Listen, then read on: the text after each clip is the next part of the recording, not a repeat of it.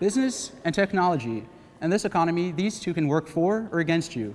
Hello and welcome to ViewFinder, presented by the University of Maryland. I'm Terrence Woods. And I'm Anna Namaki. We're here at Maryland's Robert H. Smith School of Business, where students learn to balance budgets, build businesses, and use information technology to get ahead.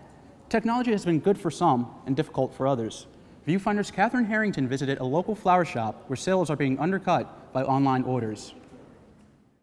I don't know too many people that don't like to get flowers. It's just a good expression of how you feel. My parents originally opened the shop in 1938. Yeah, and the beginning was Dad as a student doing corsage. When my folks were running it, Dad did it all. He would go downtown to the wholesalers and select the flowers himself, load up their car, bring them to the shop. Then he would do deliveries himself. So Mom and Dad started small and they worked really hard. Back when my father and mother were doing it, people would just order an arrangement and the designer would make a nice mixture. It's been a little difficult with the internet because now there are pictures. And of course, flowers aren't like styrofoam cups. They're not all made exactly. So they will vary in color and in shape. Now on the internet you'll get like 1-800-Flowers and Pro Flowers. Basically they're just order-taking services. They're not real flower shops. And that is an issue because they'll take orders, charge a fee, and then send it to us at a discounted amount. So it's not good for our business. When you know you're buying from somebody that actually lives somewhere in the vicinity, you establish better relationships. I think it's really important that people try to patronize local businesses. Revenues at local U.S. flower shops have fallen 22% in the last decade, and more than 4,000 shops have closed in the last 5 years. Geez, that's a huge drop, Terrence. But you know, flower shops aren't the only businesses affected by the internet. Large book retailers like Barnes & Noble have been cutting into the profits of mom and pops for years, and e-readers may be the final chapter for them. I traveled to Capitol Hill Books to meet a group of readers who are making big moves to save a small shop. It didn't really happen by intention. I was working at a little used bookstore on Capitol Hill, a place I absolutely adore. I am not getting younger, and they want to take it over, and I say that's fine, but you got to put some money down. Bookstores don't make that much money. And so this is what they're doing to try to drum up enough coin to buy this joint. I realized that I might be able to sort of marry my passion for moving with my passion for this little used bookstore and use the company to save up funds to purchase the bookstore when the owner retires. The space itself is just, it's like crammed with books, and I just enjoyed being around that. I enjoyed like feeling like at any moment you might just have this sort of like avalanche of knowledge. As you see up here, I have certain words that are not said. That includes Kindle, includes Amazon. You're not supposed to say those kind of words in here. It's just a matter of generational extermination of this kind of method of reading when everybody goes to a machine. It's not doomed, but it will increasingly be, I think, probably a little bit more of like a luxury item, which is okay, But I think there's just something that you can't replace about like that turning page. Well, you know, I knew next to nothing about moving, so I've found that I really enjoy the work. It's great working outside and working with a good group of guys. We all care about each other, which is really important too. When you're carrying a heavy piece of furniture, you know, you want the person on the other side of that armoire to really care if that falls down and turns you into like a meat pancake or something, you know? Right now I get to read like right before I go to bed, or every once in a while like in the bathtub if I'm really sore or something like that. So it hasn't affected my love of reading, just the time that I have to devote to it.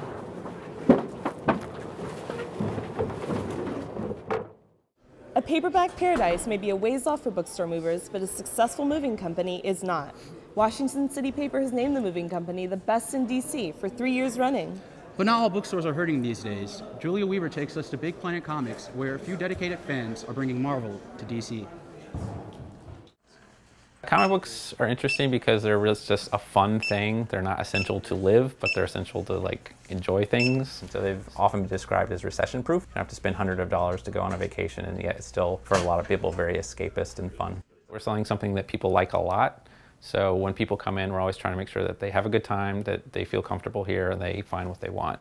Do you want to fetch? These guys have an epic selection. Wednesday's New Comic Book Day, so I come in on Wednesdays. And I read some of the independent stuff like the Manhattan Projects, that book Saga, some of the superhero stuff. I'm a big Marvel guy, like the X-Men and Avengers and all that nerdy stuff. It's great.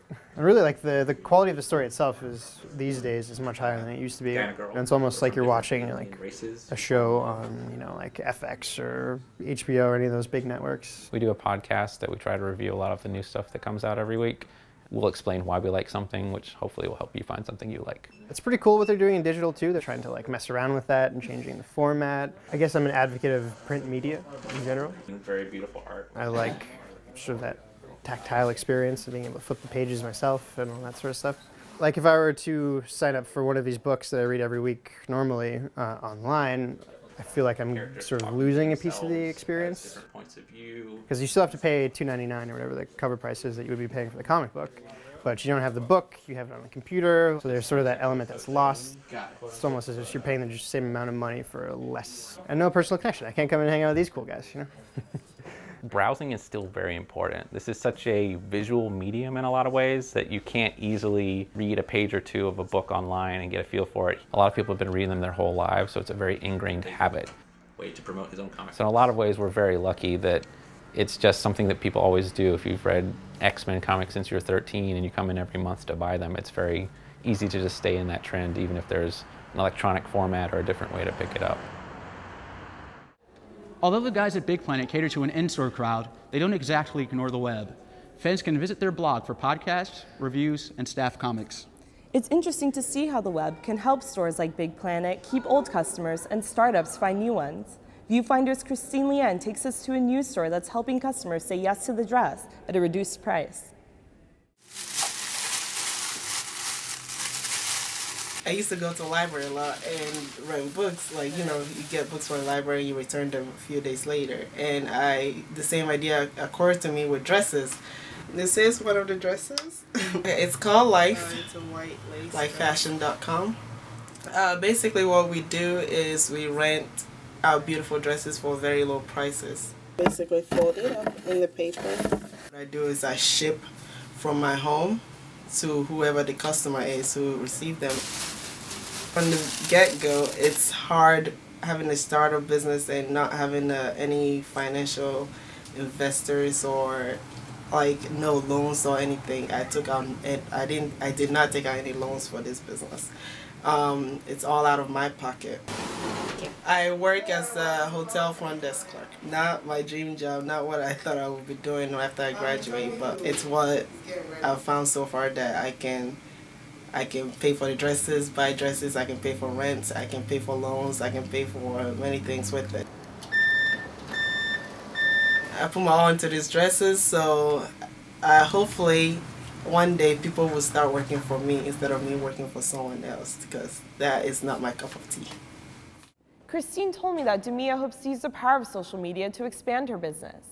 You know, Anna, many of the local landmark businesses began as small family-owned companies. I visited Ben's Chili Bowl in Northwest Washington, where diners have been enjoying their foods since 1958, and now they're getting their product to lovers all over the nation. I like the public, so this has been a perfect setting for me. You never know where the next order is going to go. I have nothing but good things to say about the people that have been here. You learn new names, not only for your customers, but for the towns they live in. They've been supportive of us all these years. Towns I've never heard of. My name is Virginia Alley, and my husband Ben and I opened Ben's Chili Bowl on August the 22nd, 1958. My name is Mike Kipp. I came here to help them establish their shipping business. My husband was really the business-minded person. He'd worked his way through college, undergraduate school, by working in restaurants. So we get an online order, we print it out, we print up a mailing label. We know what everything is going to weigh, we know what size box it's going in. While we were starting the shipping, we started getting new things for the gift shop, realizing that we have a lot of customers that want to take back memorabilia. We have 2 small freezers here in the back of our gift shop. This is the company which we use to actually do the packing in. We've gotten orders over $500, and the average order with shipping is probably about $75, $80. I have sent T-shirts. This is coming from Marcus. Sweatshirts, caps, all over the world. Australia, Austria, and we send food to Alaska and to Hawaii. And we get a lot of celebrities. President Obama has been here. Sports, entertainers that come in. President Sarkozy of France. Bill Cosby was sold on half smokes when he was a young guy. And he wined and dined his wife, actually, at Ben's Chili Bowl. That's kind of neat, I think. Yeah. We've become an online economy to a large degree. And even seniors, like I'm approaching that, even seniors get online and order food. They find out they can buy it from us, and they do it. I didn't realize the impact that our little chili bowl has had on the community until my children wanted to do a celebration, and it was our 40th year here.